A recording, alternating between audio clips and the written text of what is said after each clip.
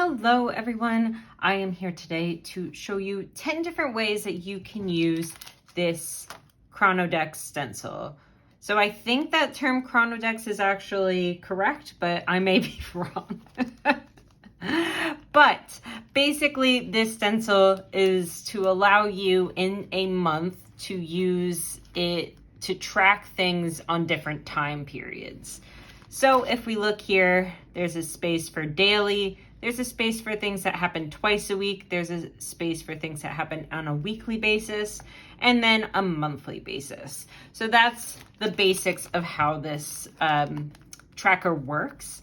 And I thought that it would be fun to do a 10 different types of ways that you can use this spread or use this stencil to make spreads. I use it mainly as a cleaning stencil, but in my setup for my business, I used it for business tasks. Just trying to use it for different reasons and ways and all that kind of stuff. So that is this stencil.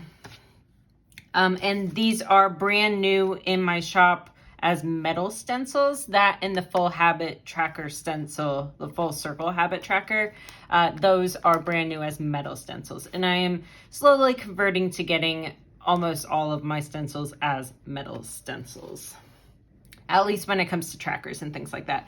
So I created these 10 different types of spreads. So the first one is a finance tracker, and these are all suggestions. You can try to figure out different ways that you may be able to use this. But the first one I came up with was a finance tracker.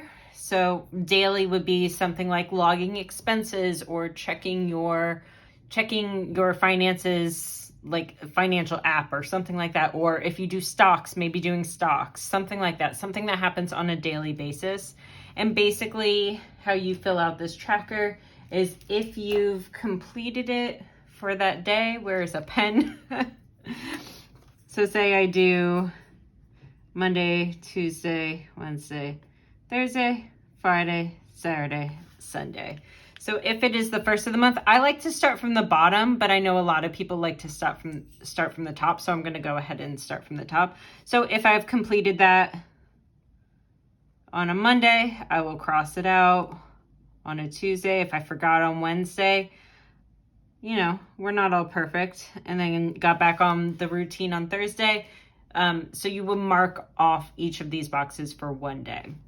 The way the bi-weekly works is if you were to do this, say, on Monday and Friday, I don't know, I'm making things up.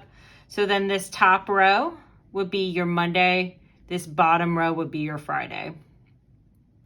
So for week 1, 2, 3, 4, and 5. So the first Monday of the month, if I listen to a finance podcast, for example, I will mark it off. The first Friday of the month, I will mark it off. The second Monday of the month, the second Friday of the month, the third, the fourth, the fifth. You get it. So one of the things that I said is maybe bi-weekly you listen to financial podcasts or you check on your stocks. On a weekly basis, maybe you're reviewing expenses, paying a credit card, paying the bills, etc. So this is the same concept. This is week 1, 2, 3, 4, and 5. And say you only do this on Saturday, and then you mark it off every Saturday. Or hopefully you are marking it off every Saturday. And then monthly, setting the budget, paying your rent, and log the amount of money you saved. So maybe you have a date in mind that you can write down here. So if you want to log the amount of money you saved on the 31st, for example, and then you can mark it off as well. So that is the first example that I have for a finance tracker. The second I have is for a family tracker. So maybe you are tracking things that happen on different timetables for your children or something like that. So maybe your kids have soccer practice twice a week, so you would do bi-weekly. If they have homework every day, maybe you are helping them with their homework or checking to make sure they've done their homework, or maybe you're checking to make sure they've done their daily chores or something like that. So this kind of family tracker can help when things happen on different timetables, like a weekly soccer game, or twice a week they have band practice or something like that. So trying to figure out how that schedule works and then marking things off. The next one I have is a healthcare tracker, which I didn't fill in here because I got tired because I created 10 of these. So for a healthcare tracker, some examples can be daily taking your prescription. Maybe weekly you are doing some sort of, I don't know, wellness check-in. Maybe bi-weekly you are working out twice a week. If you wanted to work out 3 times a week, you can take the stencil. So this is something that's nice about having things as a stencil. So you can make changes to it. So for example, if I wanted to add an extra row and make this happen 3 times a week, I can do that just by lining things up and adding a 3rd row. And that was super simple, right? So now we have week 1, week 2, week 3, week 4, and week 5, and this happens 3 times a week. So maybe you want to work out 3 times a week, and that is part of your health care. Maybe monthly you have a doctor's appointment. You know, this can be really helpful when you're tracking multiple people in their healthcare. Like, for example, if you need to do a dental cleaning, your child needs to do a dental cleaning, you're all due for dental cleanings this month. So that would happen on a monthly basis, for example. So maybe doing some sort of healthcare tracker. If you have more of a chronic illness, maybe you are doing blood work multiple times a month. Maybe you're doing that on a weekly basis. So you can make this fit for whatever needs you need. The 4th one, I have a cleaning tracker. You guys know how this works if you've been on my channel. For example, daily, I would declutter. On a bi-weekly basis, I'm maybe vacuuming and doing laundry. On a weekly basis, I'm picking a room and I'm cleaning it. On a monthly basis, I am hoping to do stuff. I don't know. So doing things for cleaning as well. And this doesn't have to be just for you and your cleaning. If you have kids doing their chores, maybe you put their chores on here. Number 5 is a digital detox / cleaning. So I actually got this idea when I was watching a video of Julie's plans, and she talks about going through and doing a digital cleaning. So for example, at the end of the day, she'll go through her pictures from that day and delete any unnecessary pictures. If you create content, you know for a fact that you have like 7 of the same style picture because you're trying to figure out your angles. Maybe some are edited, some aren't. When you go to YouTube, sometimes it saves a copy of it to your phone, all of that kind of stuff. So especially if you're doing content planning, that can add up quick to your digital memory in your phone. So doing a digital detox, maybe on a daily basis, you are doing that where you are cleaning out your phone. Maybe bi-weekly, you're having a no phone day or a no TV day or something like that. Or maybe a no social media day. Or maybe that's weekly that you have a no social media day. So trying to, especially right now when a lot of people are doing so much work at their home, on their computers. I know a lot of people have gone back into work, but a lot of people have kind of transitioned to working from home right now. So getting away from all of your digital things might be really, really, really important for you. Get away from those Zoom meetings and just try to relax. So maybe a digital detox and cleaning. The next one I have is a pet care tracker. So this is actually one that I've done in the past. I've moved things around to track things in different ways. But for example, daily would be food time. You know, for us in my household, none of my animals will let me forget that it's food time. So I probably wouldn't need to actually do that. Maybe they have some daily pet meds or things like that. Bi-weekly training or grooming and brush. I don't know about you. I have a Newfoundland. So she probably needs to get brushed every day, but my husky probably maybe once a week. So just depending on how that goes. Or maybe you're having like a dedicated training time where you are getting your dog trained with someone. Maybe that's happening on a bi-weekly or a weekly basis. So I also have weekly picking up the poop. If you have a dog, you know, especially if you have a dog after winter where your entire yard is poop. Anyways, sweeping the dog hair. Again, I have a Newfie and a Husky, and they both shed so much. So this isn't a weekly occurrence for me. This is literally daily. I have to sweep up. Clipping their nails. We do that on a weekly basis in my house for my Husky, but my Newfie is done on a monthly basis by a trained professional. First of all, because she has black nails, so I don't want to cut to the quick.